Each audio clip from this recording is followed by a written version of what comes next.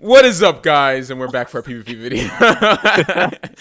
Wow. Okay. Yeah. Hello, everybody. We're back for episode 2 of 10 for the Dummies for PvP series. Me and Matt, we're here in the heart of the mist. We're gonna try and have some actual PvP footage going on. But for today, we're gonna look at two large elements to the whole PvP experience before segueing quite nicely into builds, which I kind of wanted to do for this video instead of next, but actually I think this way makes a lot more sense. Okay, so first of all, Matt, I need to show you the difference between the rated and the hotjoin PvP, which is something I mentioned before, yeah?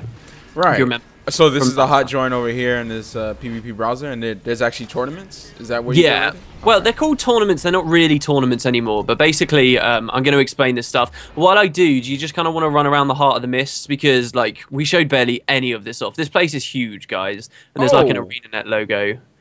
Have you really never been around here? Like, I've been around the side, but I've never been over here before. Wow. There's a lot of stuff, man. So one big thing, guys, about the Heart of the Mists is it's got a lot of resources for practicing your skills if you're on a new profession and you've like never used them before.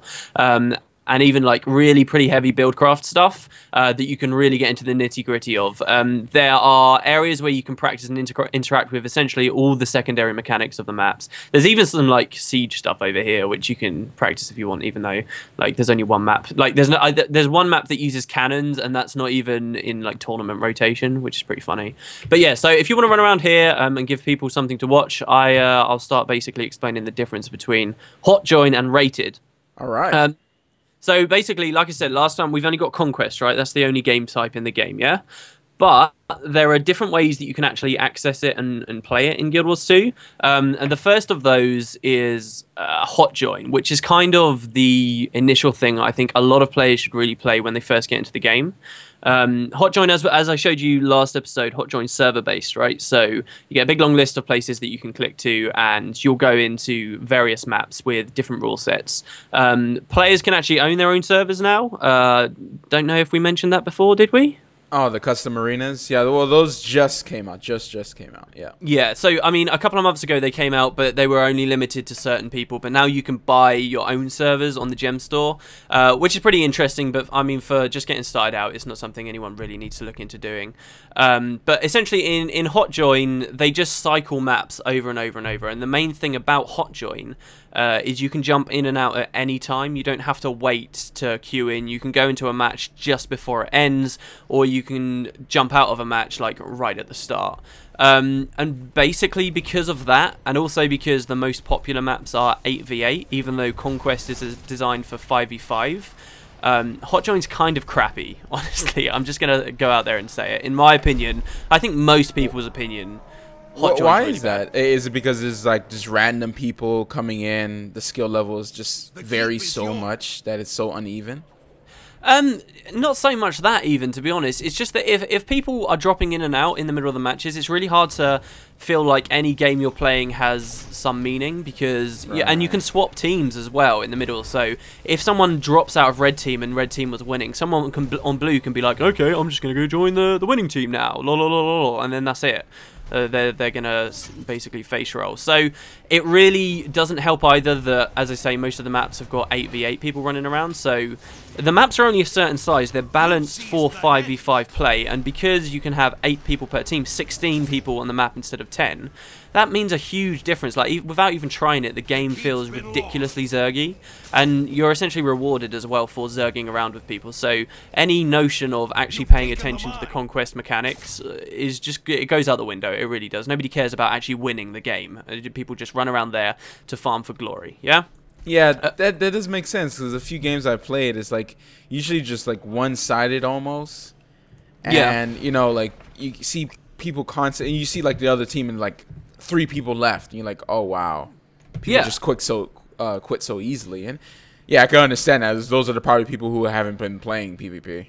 But yeah. Yeah, exactly, and that happens in hotjoins too. So hotjoins can be fun, I've got to say, and they're useful in that if you just want to sit down and PvP, and honestly mindlessly PvP, you can just jump in at any time. And they're also really useful when you're learning a new class, because honestly, when you're just, I'm sort of crapping all over hotjoin right now, but when you just start out, hotjoin can be really fun, and I do think essentially for the first 10 ranks or so, people should definitely be playing it, because it teaches you the maps, it teaches you in general what everyone else's profession can do, which is a massive part of actually being good at PvP. You know, PvE you can get by learning your own skill bars, yeah, but in PvP you're learning everyone else's skill bars. That's like a massive part of it.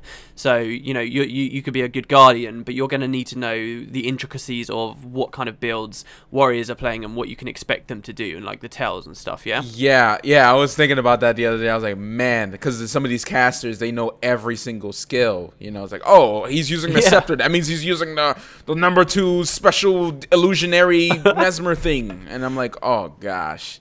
Yeah, it's really not that bad though, honestly. I mean, you can just generally learn who are the classes that are going to burst you down and how they do it.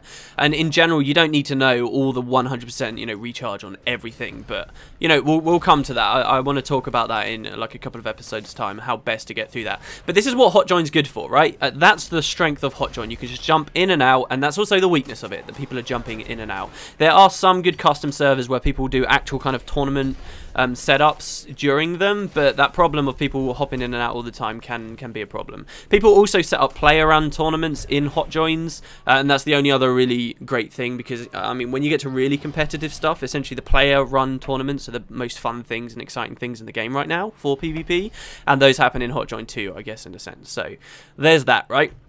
The other way to play PvP, okay, is rated, and if you're going to be playing it for any, you know, considerable amount of time, that's where you'll spend most of your time. So if you want to, I can see you just practicing the guys on the guys in Heart of the Mist there. If you want to go to the waypoint where we first got in, I'll show you how to access rated. All right. Oh, there you go. Okay, there we go. There we go. Okay, so just near where you can get your gear in the Heart of the Mist, just next to the waypoint, actually. You can find this guy called the Tournament Master. He's called the Tournament Master because essentially this format used to be real tournaments. Now it's just 1v1 matchups. ArenaNet have been a little bit lazy, I guess, in sort of changing all the text to reflect that. To queue in for rated, you just literally speak to this person. You can queue if you want, you might not get a match. But you would speak to this person and this window will pop up.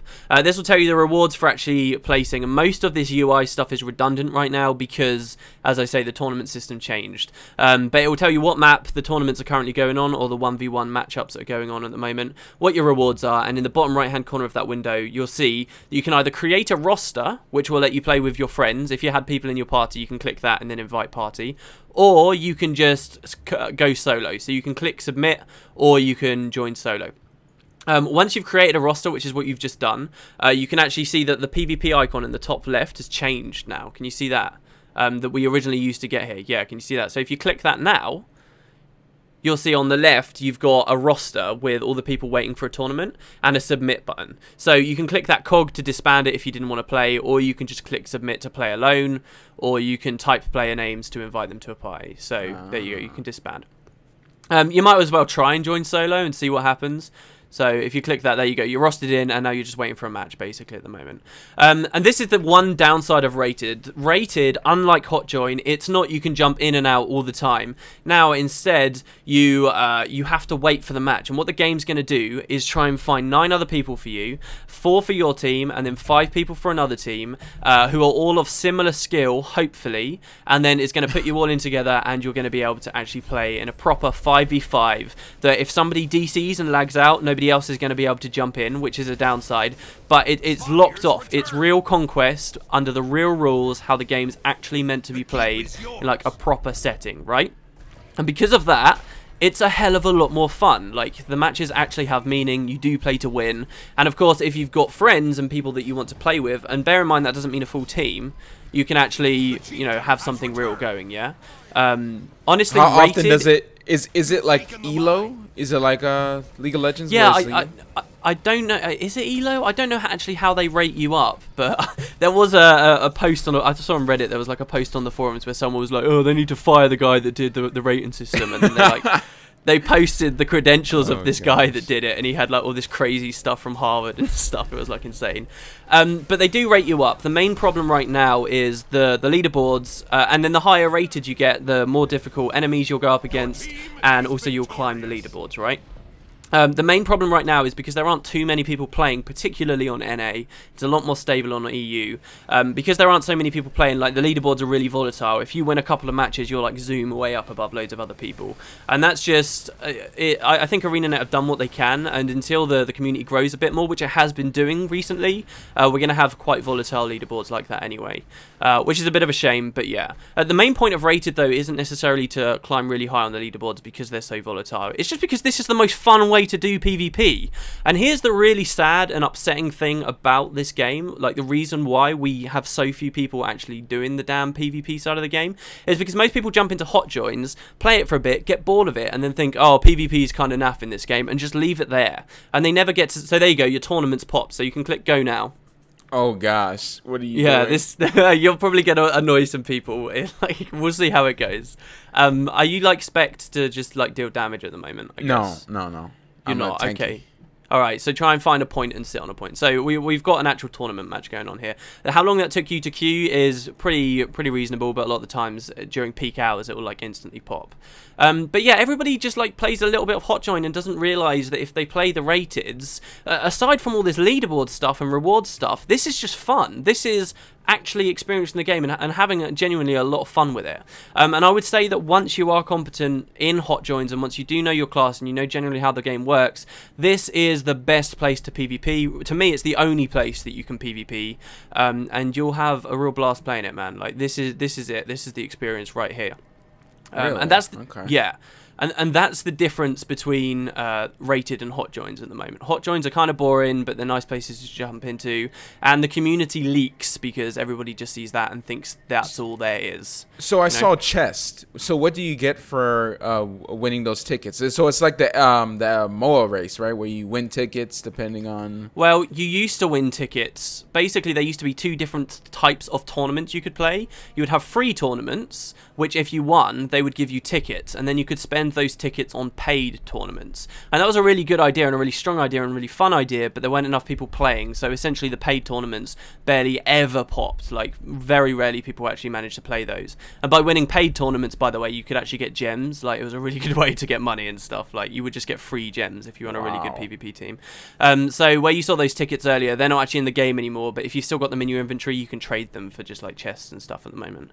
And you can get a lot of unique gear and stuff from doing the tournament side stuff or the rated stuff, which I'll get into. We'll look at the rewards pretty shortly, but that's kind of as an aside, I guess, right now. So yeah, basically what I would say is my recommendation for this series definitely is what we're going to have you do is play a lot of hotjoins while you just essentially learn how the mechanics of the game work, and then we're going to be moving you over to rateds, and you know, joining solo queue is pretty fine as well. A lot of people get a bit intimidated by playing this because they're like, oh, I don't want to totally screw up, I don't want to, you know, have all these people rage at me in chat, and I think really this game and a lot of games, to be honest, get a really bad rap for having, you know, these terrible communities, but in truth they're not terrible at all. They're just like touchy people who are prone to offense that then go and cry on the forums that someone, you know, said one word to them because they were doing something wrong, you know. Like it's really not that bad. You rarely see people say stuff in map chat at all, except for like good game and good luck and have fun, you know.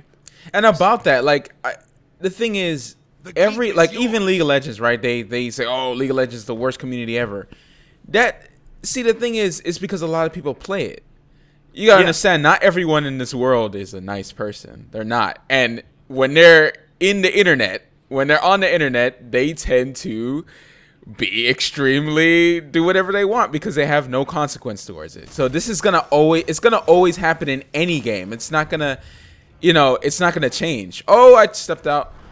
Yeah, no, I totally agree. Yeah, I know how hard it's probably going to be while you're defending the node here. But yeah, so that's a really good point, I think. And I think a lot of people just kind of cry about stuff, especially with this game. Like, there's not very much of a negative attitude at all. And what you got to consider as well is basically, if you're on a team, if you've just solo queued to play and you're on a team with other random people, they're obviously not that competitive because they're solo queuing as well themselves, you know. So they can only be that, you know, prone to, you know, talking shit about people to a certain extent. Anyway, you just got zerged on home, but that was pretty good defense there. Hey, did I do okay? Did I do good, mommy? Oh, you got me up. You lasted long enough for a roamer to come and help you, yeah, but you are vastly outnumbered here, and really your roamer needs to run, basically needs to peel and go to another node at this point. But you got the mid cap for free. But yeah, but besides, anyway, that's an aside. That's generally the difference between hotjoin and rated. The other thing I wanted to look at in this video, which we're going to have to establish now before I give you a proper build, is what different roles there are in PvP. Okay, so what's kind of your understanding right now of the roles in the conquest game type? From what, like, I'm pretty sure I'm with everyone where it's just like there's the bunkers, right, that what we all hear about, where they're guardians and sometimes it was elementalists. Wow, that's pretty long there. And there's the people that roam around, and I've seen Mesmers kind of port like a whole bunch of people over to like one across the map and stuff like. So I saw strategies like that in hotjoin, because I've never played. This is my first time in tournament at all. Yeah. Okay. No, you're pretty much right. Like, in the most simplistic of terms, there are two types, and this is really simple. There are two types of players in Guild Wars 2 PvP. You've got the bunkers, and then there are roamers. That's really simple, but essentially, because the game type isn't deathmatch, because it's conquest, the way to win isn't to simply out DPS the other team. You do need to have this variety in the roles that you're playing, right? So yeah, basically you've got bunkers and you've got roamers. The bunkers are people who defend the nodes that you own, while the roamers are the ones that run around, traveling around the map, assaulting points and killing people, right? Attacking the other team's bunkers. The reason why bunkers work is because, obviously, to win, as we described before, you need to have these nodes in your favor. And while you're stood on that node defending it, it doesn't matter how many enemies go on it as well. Actually, we had a really good example of this. It doesn't matter how many enemies stand on it. They won't decap it as long as you are still alive. Still on it, right. And on the territory. You know, the mechanics could have been very different there. It could have been if two of them are on and only one of you, they start to slowly decap. But they don't work that way at all. As long as you're there, alive, on the node, it will be in your favor. So you've got the bunkers and the roamers. The bunkers try their best to stay alive. Those are the really simplistic terms, and guardians at the moment are really, and now a lot of people will say that DPS guardians can work, but we'll talk about that next episode, are really very effective as bunkers rather than anything else. And that's what we're gonna look at putting you on the roamer side. Sorry, John. It's funny because, like, I was on Guildcast talking about this. They wanted to add build diversity, right? That was the whole point of this big patch, right? But really, when I looked at it, it's just like guardians are still made for tanking or supporting. Well, actually, you say that. Actually, since the patch, DPS Guardian has become a lot more viable, and even Spirit Weapon Guardians. Like, I've seen them running around, and they do pretty well. But you know, that's a discussion that you could spend a long time on. And frankly, I don't actually play Guardian myself. Like, I know about it tertiary. I have tertiary knowledge about it because of playing the game, obviously, and I play against Guardians all the time. But I don't know specifically for myself. But we'll get into that. Right. So you got the bunkers and the roamers. There's actually a lot more diversity there, though, particularly on the roaming side of things. Oh no, I'm a Moa! I'm a Moa, no! Moa got improved as well. Like, I tried. You can use the skill 5 on the Moa to kite and evade. Now, that will move you off the node, but if you can survive until it runs out, of course, you should be okay. But yeah, so there are different types of roamers, so you can split down the roles that are in the game even further. There are some roamers called farpoint roamers, and they essentially will always try to push the furthest away node on the map, right? So most teams will try and own their own home and the mid node, yeah? So you've got home, you've got mid, and then you've got far, right? Or you've got close, home, or far. There are different words for it.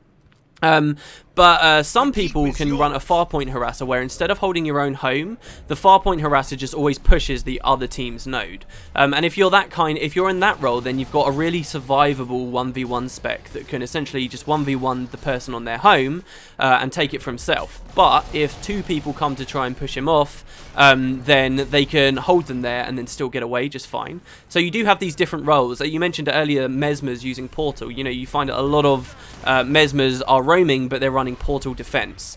So there's a lot of different ways that you can split it down and that you can really examine how roamers work. And in essence, really, there are a lot of different roles that you can play in this game, and everyone's good at different things. But this stuff doesn't really have names, I feel like, because the community's like still kind of young for it. Do you know what I mean? You're doing very good holding your home, by the way. Your team is in the lead here. You know, you've got some roamers who are like really slow, but they do really insane team fight damage, like necromancers, for example. So they're just going to camp somewhere safe at mid, where team fights are really likely to happen, and then just nuke people. You know, so there are lots of different ways that you can roam. Some are really mobile.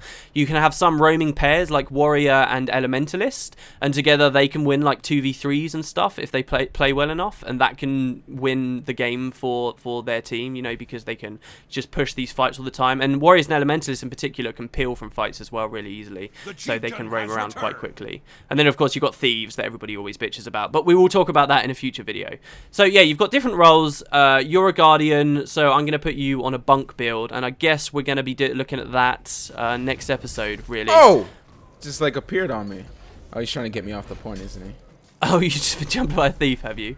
See, this is really bad what this guy's doing, because he's 1v1ing, especially on a thief, he's 1v1ing a bunker, and you own the node. That's like terrible play.